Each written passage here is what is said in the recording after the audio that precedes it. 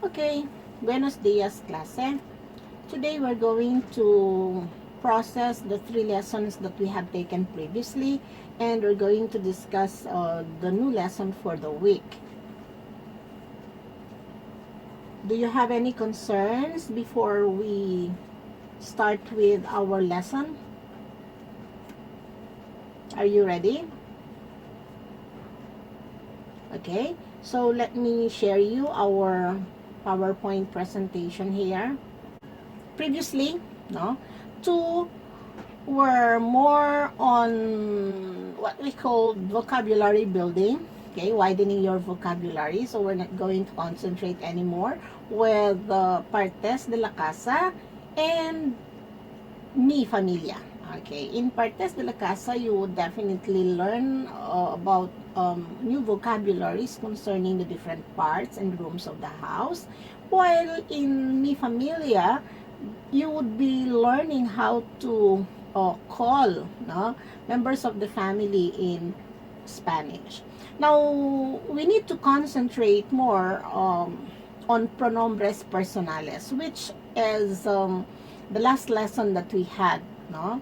And in this lesson, we will be definitely using the knowledge that we had learned concerning nouns, genders of nouns, numbers of nouns, and since pronouns are used, pronouns are used for nouns, so we will be learning how to use pronouns instead of nouns, considering, of course, the genders, the numbers. Okay, so in your module, I had given you this link. Okay, if you want to learn a lot concerning pronombres personales, I would want you to visit the site. But I'll be discussing today the lessons. Okay, so if you still remember recalling your English grammar, okay, in English grammar we also have numbers of nouns. Okay, we have singular and plural. So numbers of nouns, singular and plural, are of course the numbers of pronouns, since pronouns are used for nouns. Now we also have taken the genders of nouns last time. So when we talk of the genders of nouns, you would be recalling the emphasis that I had given that nouns have 4 genders: masculine, feminine, common, and neuter. Now, there may have some feedback on this. They say nouns have only 3 genders. Okay, those 3 genders actually are used for pronouns, because in pronouns we only have masculine, feminine, and neuter. Kaya when we talk of conjugation in English, we have he, she, it, right? He, she, it. Now in Spanish, we are not going to use the it thing, because any it thing, any inanimate object in Spanish can also be categorized either as masculine or feminine. You know that we had agreed on that, and we had learned from the Spanish, from the Spanish lessons.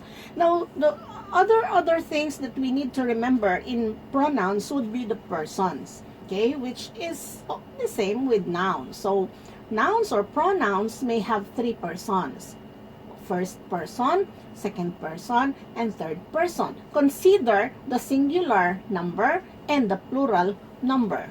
So in Spanish, since it the peculiar characteristic of it is more on the conjugation, we really need to learn how to conjugate these pronouns. Okay, so for the singular pronoun, as you see, we have yo. Okay, Mom, what is that? It's yo. Okay, you may say it as yo. Of course, there's nothing wrong with the use of yo, the sound of yo. But you may also say it as in yo. Okay, it's a little bit the ya sound or the j sound in English. Okay, so yo or yo. As you see in the screen, meron tayong two slanting lines. There are two slanting lines which will indicate that I am giving you the symbol for the sound of the word. Okay? So that is yo or jo. Second person would be tu. By the way, the first person, yo or jo, means I. I, myself, I. Tu is you. But in Spanish, there are two TWO. There are two translations for you, for the pronoun you in English. We have informal and formal. So for the informal, we have two with, of course, a mark, no, stress mark on top of the letter U. And usted. Usted is used for formal conversation. Okay? Then we have L. Okay? L for he and ella for she. Okay? So we have ella or ella. But please do not say ella. Okay? It is ella or ella. The same as in yo or jo. Okay. Now, do you notice that usted, the you formal, is under the table of the third person? Why? Because if we're going to conjugate all the verbs in Spanish, usted, which is you informal, is considered taking the third person of the conjugation. Okay. So, nosotros or nosotras is the first person plural now. So when we say first person plural, I myself with other people. With if I am a student, I together with my classmates would be we. And that is gender of noun. We have the female nosotras, we have the male nosotros. Okay? Next, second person plural would be vosotros or vosotras. So you all. You, together with other classmates of ours, would be vosotros. For masculine and for feminine, we have vosotras.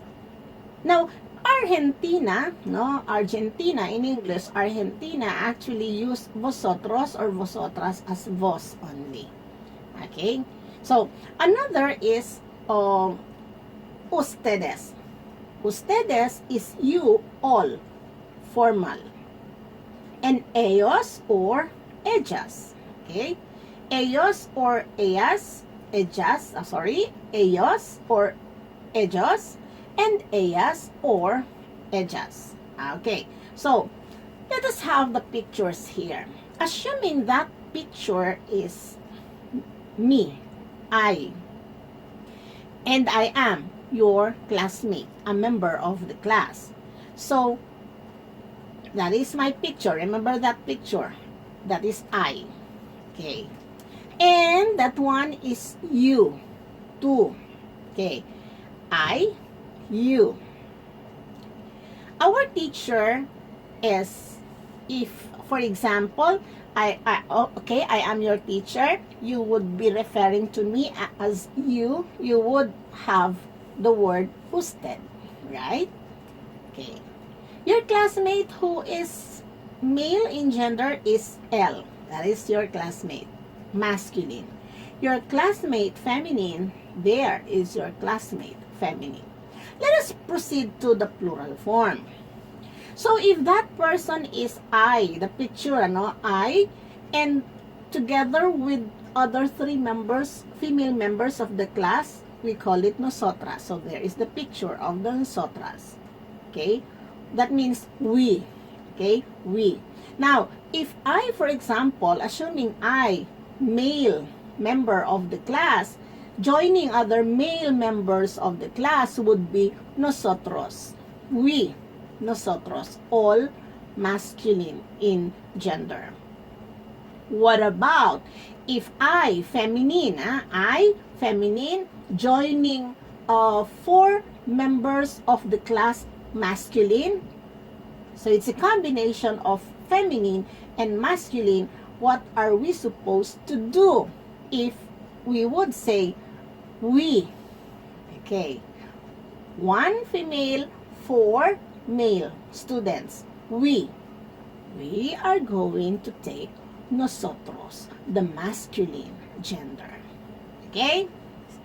Then, you, for example, okay, that female picture joined other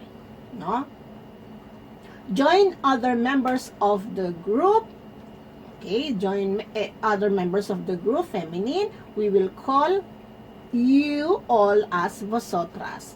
If all masculine, you would be all called vosotros. But if you are a feminine gender, then joined by masculine gender people, then we would always take again the masculine gender vosotros. Okay, so we have ellos or ellos. Okay, 2 or more masculine, 2 or more feminine is ellas or ellas. Now, if we have the combination of masculine and feminine, we are going to use ellos, okay, or ellos. Any question for this review? Is it clear to you how to use our pronouns? First person yo, second person tú, third person ella, first person plural nosotros, nosotras, second person vosotros, vosotras, and third person ellos, ellas, or ellos, ellas. Take note, combination of masculine and feminine, you would always take the masculine gender. Okay, let us now proceed to this exercise. Now, this exercise here, class, is definitely familiar to you since I had given this in one of the exercises previously. Can you recall your answers here? Anyone who would like to give an answer for this one? Jose. Now, anyone who would like to transform all these items, nouns, to specific pronouns? What is Jose? Jose is él. Okay, muy bien. So, Jose is a noun. Transforming it into a pronoun, it's él. Muy bien, gracias. Number 2. Number 2 would like to answer? Jose y tú. Jose and you. It could either be vosotros or vosotras depending on the gender of tú. I'm going to give the answers and try to recall if you had answered correctly your exercises. Okay, so those are the answers. Jose means él. Jose y tú is vosotros. Whether you are masculine or feminine, you would be having vosotros for general term. Jose y Carlos, they are both, they are both he and he. So they are both masculine. So the answer would be ellos or ellos. Are you getting them right? Okay. Jose, Carlos, y yo. Now, yo or yo is included. So I am included. So it is a plural first person nosotros, or if si yo is female, that is nosotros pa din, right? Nosotros, why? Because it's a combination, no? Then we have Leah y yo. Okay, you may also take nosotros or nosotras if yo is masculine. But if yo is feminine, then we will take nosotras. Okay? Leah, Mina, y usted.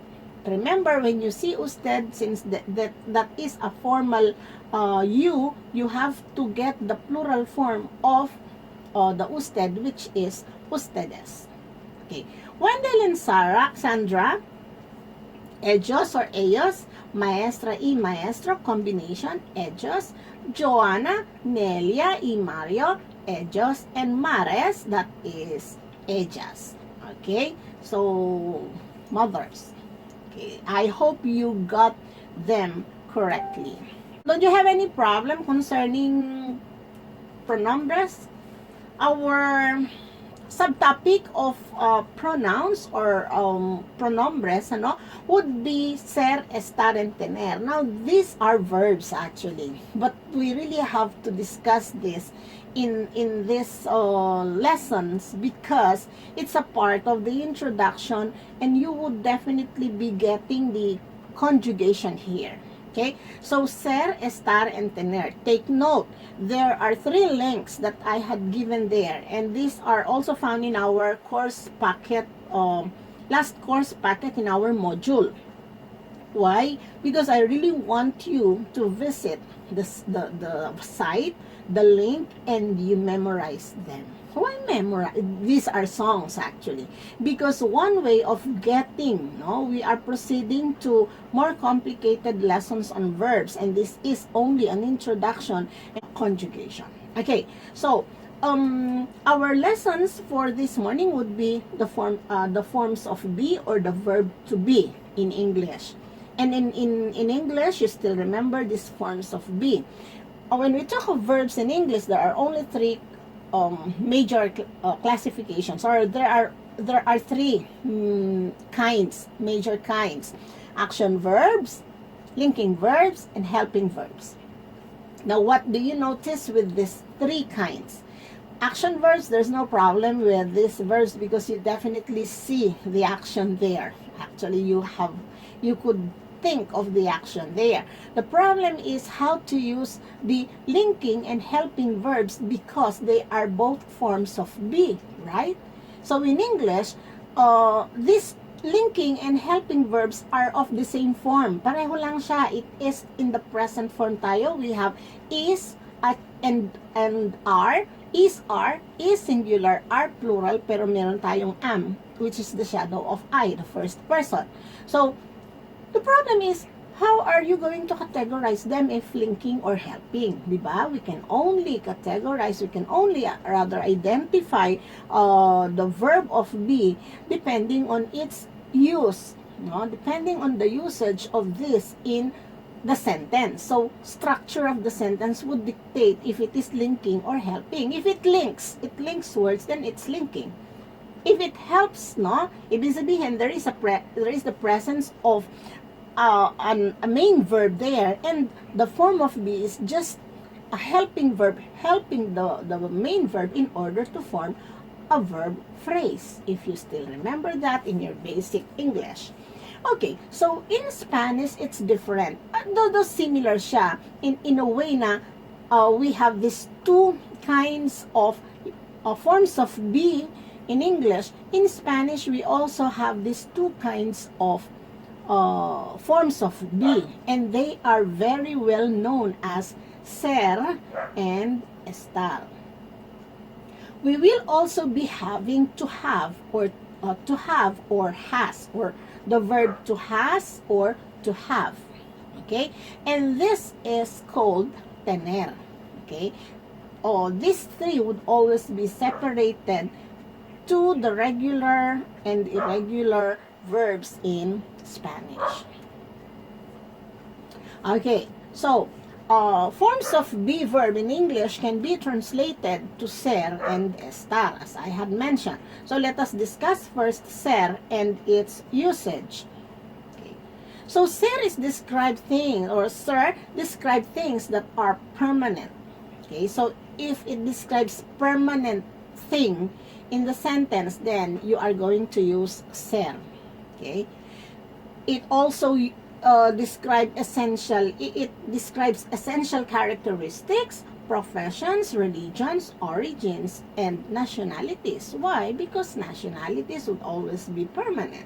Origin would always be permanent. Okay, example, yo soy estudiante.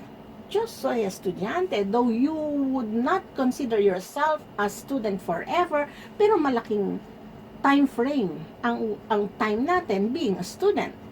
So, yo soy estudiante. I am a student. And take note of our verb, ser, soy. First person, soy. Okay? Tú eres mi hija. Tú eres mi hija. You are my daughter. You are my daughter. Our conjugation there is second person, tú eres. Okay? Next, usted es muy guapa. It's a formal way, you know. Second person, formal. You are very beautiful. Usted es muy guapa. Ella es dentista. She is a dentist. She is a dentist. Ella es dentista. Okay? We have third person singular. Another third person singular is he, she, it. We say he, she, it in English. This is the it. Okay? But it here still has its gender, male or female. So, el coche, definitely it's masculine. And why is it masculine? Or recall our previous lesson. Why is coche becomes masculine? Because it ends in Smarlon. Tama? Smarlon. Is it a part of it? Okay. El coche es rojo. The car is red. Another, nosotros or nosotras somos amigas. So, nosotras somos amigas. So, we use somos because this is a first person plural. And this is because the three friends are all female, so we use nosotras. If, for example, they are all male, how are you going to have the sentence? Anyone who would like to transform the sentence? If these three individuals here, or three friends here, are all masculine, are all boys, would like to answer? Anyone? Hello? Can anyone say words for this?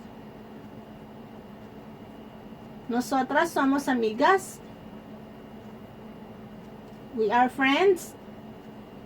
Make it masculine. Anyone? Dapat pala may recitation tayo lagi. Anyone? Nosotros somos amigos po. Okay, nosotros somos amigos. Sino yun? Sino sumagot? Jojo Marco. Okay, thank you, Mayor. Gracias, muy bien. Nosotros somos amigos. So, it follows, if it is masculine, you have to make sure that nosotros and nos would be os, nosotros. Somos, it will remain because it's the conjugation, the verb conjugation for first person plural. And amigas would turn into amigos. Okay, muy bien. Next, vosotros sois católicos. You are Catholics. As you see, we have the padre, the madre, and the hijo. So, there is one female, the madre, but we use the vosotros because combination, again, of masculine and feminine would be masculine. Then, we have, ustedes son de Mexico. Okay, Mexico, not Mexico. In English, we call it you are from Mexico, but in Spanish, we say it as Mexico. Next, ellos son chinos. Ellos son chinos. They are Chinese. Okay. Now, ser is also used to tell where the event is taking place. For example, la fiesta es en mi casa. The party is at my house. Okay, location. Another is, it is used to describe the hour, the day, and the date. For example, es la una. It's 1 o'clock. Es la una. It's 1 o'clock. Look at this one. Son las 5. Son las 5. It's 5 o'clock. Why is it es la una and son las 5? Because we are trying to see here that una is 1 o'clock. Okay? 1. So that is singular. So we have to use singular verb, which is es. Now, it's 5 o'clock. 5 is more than 1. It's already 5. So we have to take the third person plural son. Okay, so es la una. ¿Qué hora es? ¿Qué hora es? Son las 5. ¿Qué hora es? Es la una. Okay, next, hoy es domingo.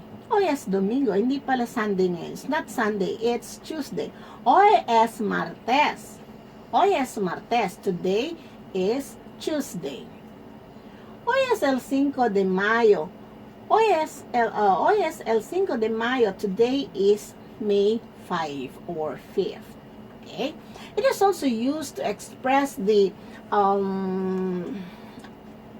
it's also used to express the material something made of. For example, la mesa es de madera. La mesa es de madera. The table is made of wood. Okay. Also, it is used to express possession. El perro es de Sofía. El perro es de Sofía. Remember the one of the special letters in the Spanish alphabet. No, it's not just pero or perro, but it's perro. Okay, and the letter is R. Okay, so the perro is dog, so the dog belongs to Sofia. Now, later we're going to summarize it. Let us now go to estar. Estar and its usage. Okay, so estar is used to describe things. Sorry for that one. Things that are temporary. So when we say temporary, it could be a state or condition. It could be an emotion or a location where you are in at the present, but you're going to live and go back to another, go to another place. Okay? So they are all temporary. For example, yo estoy bien. Yo estoy bien. Usually we just say estoy bien. How are you? Okay, ¿cómo estás? Estoy bien. Estoy muy bien. Estoy bien. I am fine. But definitely you are fine now. Perhaps after an hour you are no longer fine, right? Okay, tú estás enfermo. Tú estás enfermo. You are sick. You are sick. Usted está cansado. Usted está cansado. You are tired. You are tired. Formal. We're using the formal way there. Él está enojado. Él está enojado. He is angry. Or just say, está enojado. That is, he is angry. Then we have, la sofá está caliente. La sofá está caliente. The soup is hot. In Filipino, we call it sopas. No? So, pag sinabing sopas, it's already plural form. So, las sopas. What are we going to use? Las sopas están caliente because we did it in plural form, so esta would no longer esta, it would become están caliente. Okay? Nosotros estamos en casa. We are home. Then, vosotros estáis contentos. We are happy. Okay? For summary, in order to remember the usage of ser and estar, which can be very confusing to you, we have to remember a mnemonic. Okay, we have to remember this acronym. Okay, ser, for ser, you have to remember doctor, doctor, sir doctor, sir doctor. So what is Sir Doctor? We're talking of the date, occupation, characteristic, time, origin, and relation or relationship.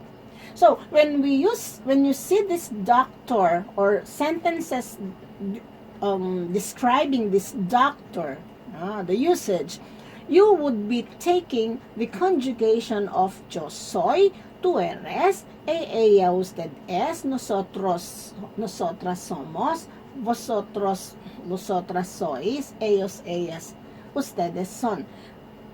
Why is sois missing?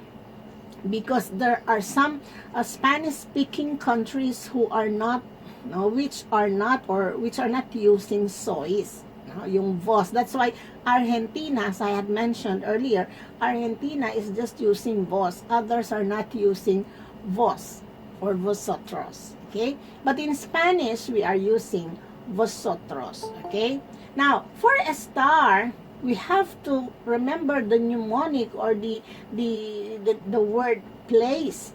Okay, referring to position, location, action, condition, emotion. Okay? And you will be having this conjugation. Yo estoy, tú estás, ella, usted está, nosotros, nosotras estamos, vosotros, vosotras estáis, ellos, ellas, ustedes están.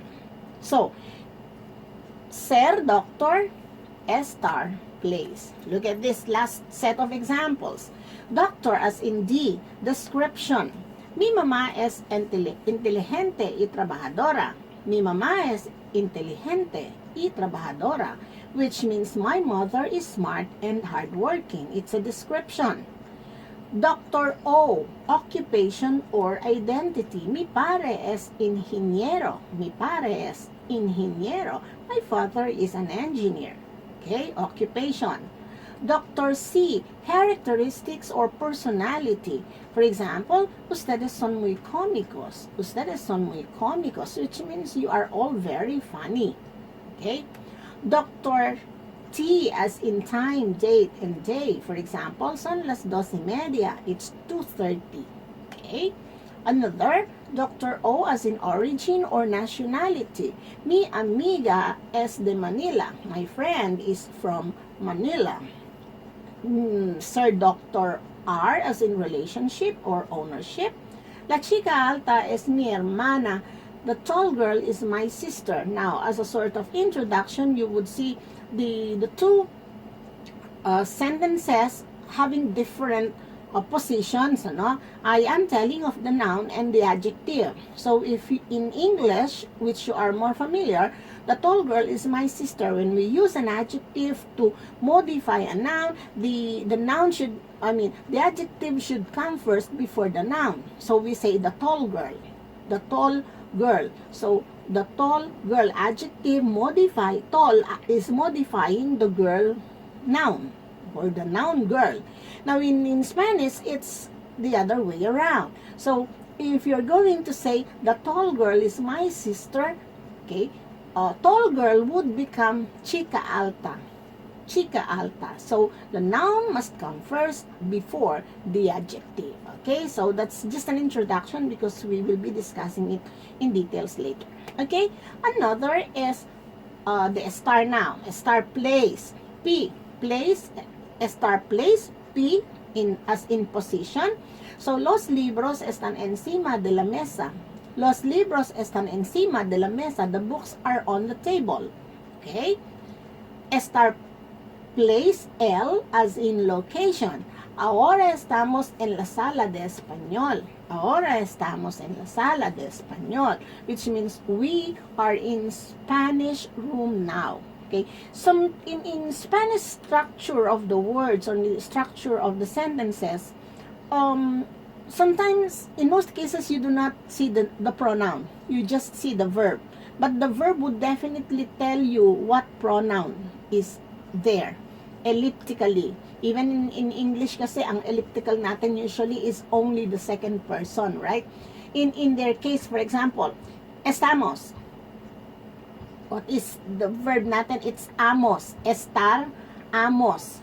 Okay? Estar, amos. Okay, amos, from amos, you would definitely think that this is first person plural. Okay? So, nosotros estamos. But you do not produce the nosotros there. It's just the verb estamos. Okay? Because of estar. Okay? We are in the Spanish room right now. Another is estar place, letter A, action. Action here is talking of the present progressive. You are doing it right now. So, for example, estoy en bicicleta. Estoy en bicicleta. I am biking. Okay? The other one, estar place C, condition. Okay? We have estoy nervioso. Estoy nervioso. We are not saying, yo estoy nervioso. Pwede natin tanggalin yon. Omit the yo. Just say, estoy nervioso. I am nervous. And the last one, estar place E, is emotion. Emotion, which, for example, we have, mi amiga está muy enojada conmigo. Mi amiga está muy enojada conmigo. My friend is mad at me. So for estar, you have to remember place. Okay. Now this one is to be sent in our Google Classroom. There is this set of verbs, no, ser and estar. I believe 6 or 7 set of words. Verbs that can be used both as ser and estar, depending on the use of the verb in the sentence. So this is actually a part of our lesson there in our materials, no? And you just read that one together with tengo. Okay, not tengo, the tener. Tener. Okay, so we have the conjugation of tener would also be given in our song here, but you would learn it better if you would be reading and you would be accessing all the links that I had given. Okay, now as I have mentioned, the best way, I want you to memorize all this conjugation, because our next oral recitation, individual recitation, would be talking of verbs like this, conjugation. So you need to memorize the conjugation so that you wouldn't be left behind when we go to the regular verbs later.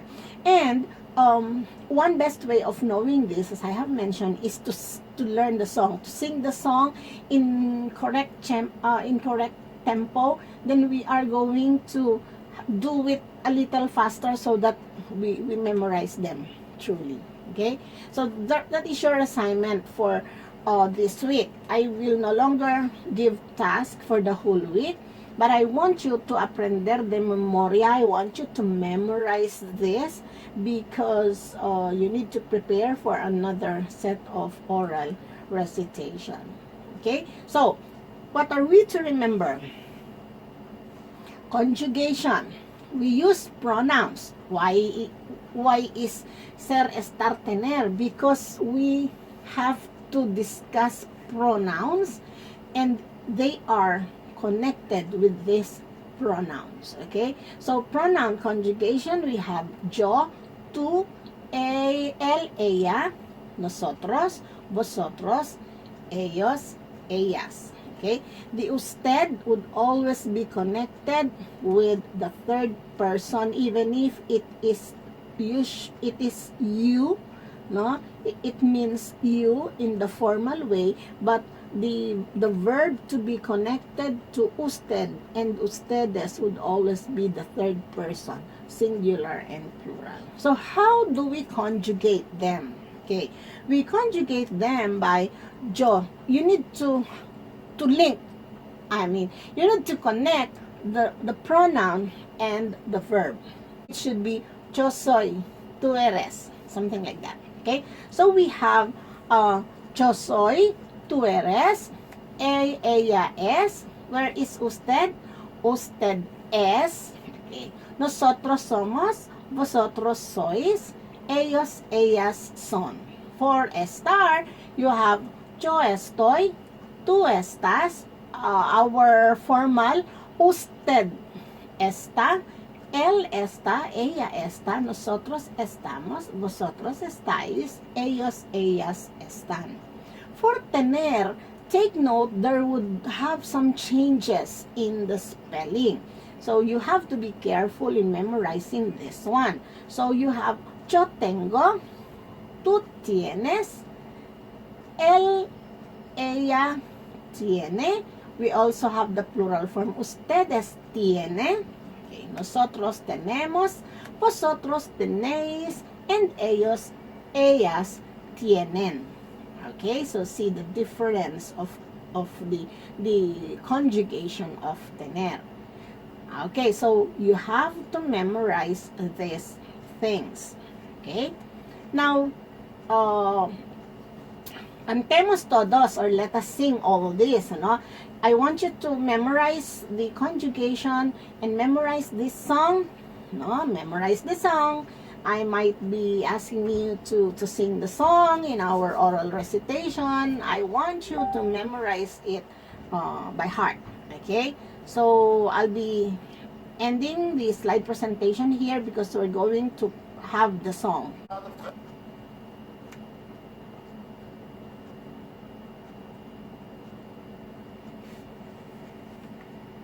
We're gonna sing about the verb to be, and it says, I'm so, you are in it, he is there, Jesus. we are someone's, you all are souls, and they are stars. One more time about the verb to be, and it says, I'm so, you are in it, Jesus. Jesus. we are someone's.